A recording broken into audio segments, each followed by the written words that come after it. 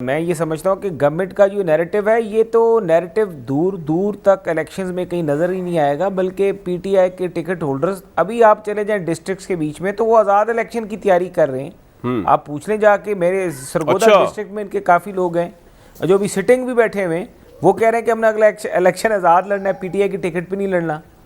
तो लोग वो तो नैरेटिव तो आप ये जेन से ही निकाल दें, ये नैरेटिव सिर्फ आप सोशल मीडिया की हद तक है। वो जो इनका अपना पेड सोशल मीडिया, जो पेड कंटेंट चल रहा है इनका, ये वो नैरेटिव है और वही सोशल मीडिया पे चल रहा है कि हुकूमत की कारकर्दगी बड़ी अच्छी है, कोविड के ऊपर लोग मुतमईन होंगे। सोशल मीडिया पे भी लिफाफे बढ़ते हैं, कसूर नहीं है वो मोहसिन साहब। मीडिया में, सोशल मीडिया पे भी मैं कह रहा हूँ लिफाफे, सोशल मीडिया पे भी लिफाफे बढ़ते हैं। देखिए इनके अपने सोशल मीडिया में जो एम्प्लॉयज़ हैं, अगर आप जाके पीटीवी के लोगों की निकालें ना पे स्लिप और मिनिस्ट्री ऑफ इंफॉर्मेशन के रीसेंट अपॉइंटमेंट्स निकाल के देख लें तो आधे से ज़्यादा तो बंदे इनके सोशल मीडिया के जो उन्होंने एंगेज किए हैं वहाँ पे गवर्नमेंट की नैरेटिव बिल्डिंग के लिए, तो वो तो इनका अपना एक अपना इनका मीडिया सेल है जो काम कर रहा है ना, गवर्नमेंट को प्रोटेक्ट कर रहा है। लेकिन राजा साहब एक बात बताएं, क्या ये अच्छा होता, राजा साहब क्या ये अच्छा होता, चले सोशल मीडिया पे तो कोई जो कुछ भी करे, कि जब आपकी गवर्नमेंट आई थी, मजहर अब्बास साहब भी मुझसे एग्री करेंगे कि कम से कम आप पहल करते हो, पीटीवी न्यूज़ को जो है इंफॉर्मेशन मिनिस्ट्री से आज़ाद कर देते, लेकिन आपने भी ऐसा नहीं किया और अल्हम्दुलिल्लाह इन्होंने भी ऐसा नहीं किया। तो अब आप थोड़ी देर में ये भी कहेंगे कि वो प्रोपेगेंडा, वो तो आप कह नहीं सकते क्योंकि आपके दौर में प्रोपेगेंडा मशीन। चले बहरहाल हम वापस आते हैं मईशत पे। आप कह रहे हैं इतने बुरे हालात हैं कि इनके डिस्ट्रिक्ट के अंदर लोग आज़ाद उस पर लड़ रहे हैं, आप ये कह रहे हैं। सर देखिए, आप बड़ी अच्छी बात आपने की, आप बड़ी तेज़ी से आगे निकले कामरान साहब। आपने तनकीद तो हम पे करनी है और हम आपकी तनकीद पसंद करते हैं क्योंकि हम तो कहते हैं सियासी सोच वाले लोग हैं।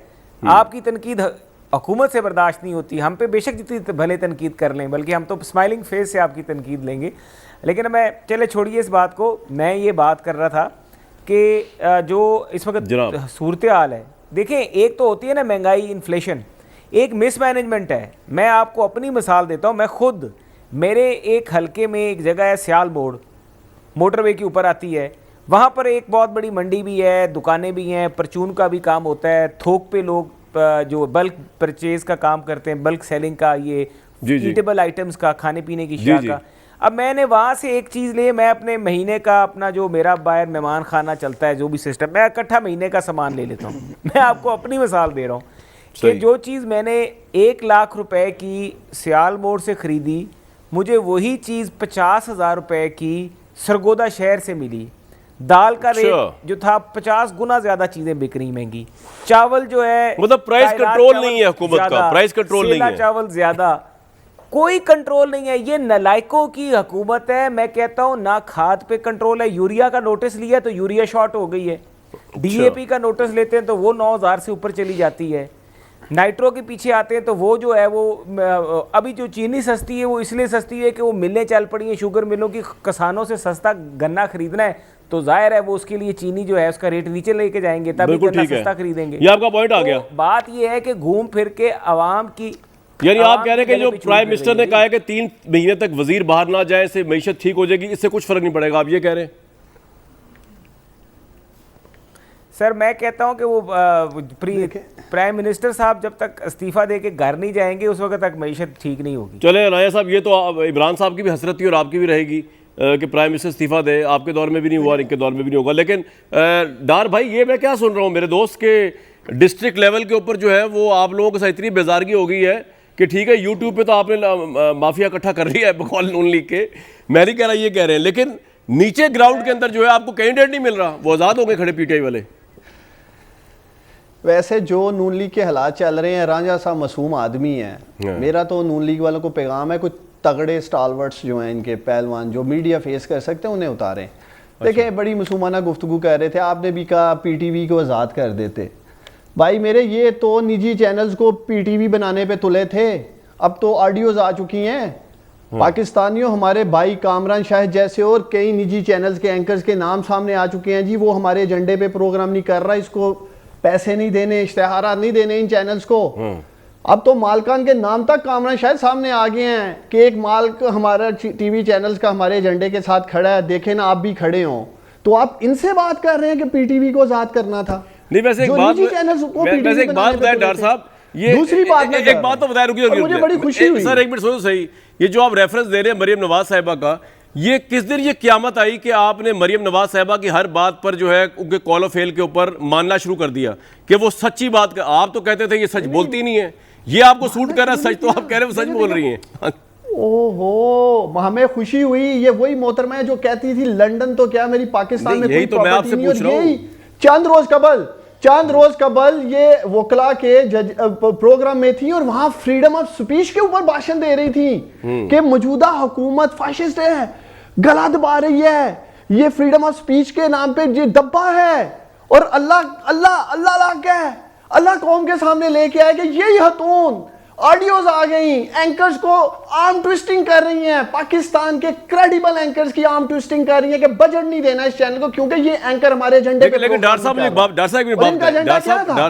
मैंने कल मेरी बात सर सुनो, मैं बड़ी इंपॉर्टेंट बात करने लगा सर, मेरी बात तो सुने ना। वो आर्म ट्विस्टिंग जितनी भी करने की कोशिश कर रही हो, जो आप उस कॉल की बुनियाद पे कह रहे हैं, आपको भी मेरे प्रोग्राम में आते हुए 5-7 साल हो गए हैं। ये मजहर अब्बास साहब भी आ रहे हैं, राजा साहब का नाम इसलिए ले रहा क्योंकि इनका नाम तो दूसरी पार्टी की तरफ से आ रहा है। कल मैंने प्रोग्राम में कोई 12 क्लिप्स चलाए, आज मेरे पास फिर 8-9 क्लिप्स मौजूद हैं। जितनी हमने बैठ के ऐसी तैसी की है यहाँ पे नून लीग की गवर्नमेंट की, तो हम तो उनकी आर्म ट्विस्टिंग में बिल्कुल नहीं आए। अगर हम आपकी बात मान भी ली जाए, मैं वही कहने लगा हूं जी मुझे मैं यही कहने लगा था, मुझे बात कंप्लीट करने दे। मैं सलूट करता हूं कामरान शाहिद जैसे एंकर्स को, और बहुत सारे एंकर्स हैं, मैं अब उनके नाम लेने शुरू करा, जो हक और सच पर खड़े रहे जी, जो डटे रहे, जिन्होंने ये नहीं किया कि इनका एजेंडा एंडोर्स किया, उनको सजा मिली, उनको इश्तेहारात नहीं मिले। कहां 4 अरब रुपए के इश्तेहारात एक निजी चैनल को ये दे रहे थे क्योंकि वो चैनल इनका एजेंडा एंडोर्स कर रहा था, और दूसरी तरफ 18 करोड़ 10 करोड़ 12 करोड़ क्योंकि कामरान शाहिद प्रोग्राम नहीं कर रहा, कामरान शाहिद को जो हम लाइंस देते हैं वो ले नहीं रहा। तो खैर, एक तो ये बात है। दूसरा, मेरे भाई ने कहा कि आजाद उम्मीदवार आ रहे हैं, अगर हमने इनका धड़न तख्ता अगले 3-4 माह में होने जा रहे हैं, लोकल बॉडी इलेक्शन जिनका जिक्र मदर अब्बास साहब कर रहे थे, दूध का दूध पानी का पानी, राजा साहब तैयारी फड़ो, लोकल बॉडीज में ही हो जाएगा, पता लग जाएगा। 23 तक बारी आप बात कर रहे हैं, 23 के आजाद इलेक्शंस की, तो मेरी जान आप तगड़े हो, आप लोग इलेक्शन की तैयारी करें, ये बलदियाती इंतखाबात में सारा कुछ सामने आ जाएगा। मदर साहब आप कुछ कहना चाह रहे हैं? जी फरमाएं सर। मदर साहब कुछ कहना चाह रहे हैं, उसके बाद ब्रेक लूंगा, फिर राजा साहब को। जी सर प्लीज। मैं ये कह रहा हूँ, ये अभी जॉइंट सेशन पे रोते हुए गए थे। जी आप कह रहे थे, मैं अभी ये कह रहे हैं तैयारी करो, ये तो अभी जॉइंट सेशन पे रोते हुए गए थे, कहीं पे रो के इन्होंने कहा था भाई हमारे बंदे पूरे कर दो। वो तो पॉइंट आ गया आपका, क्या लड़ेंगे इलेक्शन से, वो पॉइंट आ गया। लेकिन दूध का दूध पानी का यही बातें करते रहना। मदर साहब, इस मुल्क के अंदर आपके ख्याल में मेरा और मदर साहब का इख्तिलाफ है। मैं समझता हूँ कि मुशर्रफ साहब सबसे ज़्यादा इनलाइटेंड और लिबरल थे, जिन्होंने दबाव था या जो भी था, दबाव तो सब पे होता है, उन्होंने प्राइवेट मीडिया तो कम से कम दिया, क्रॉस सेक्शन मीडिया भी दिया। तो सर ये जो सच और झूठ की रिलेटिविटी होती है, जो भी बंदा गवर्नमेंट में आता है उसकी अपनी डेफिनेशन फिर हो जाती है, फिर पीटीवी भी आज़ाद नहीं हो पाता। आप इस तरह मौजूद पर मुख्तसरन बात कर लें, उसके बाद मैं ब्रेक पे जाऊँगा।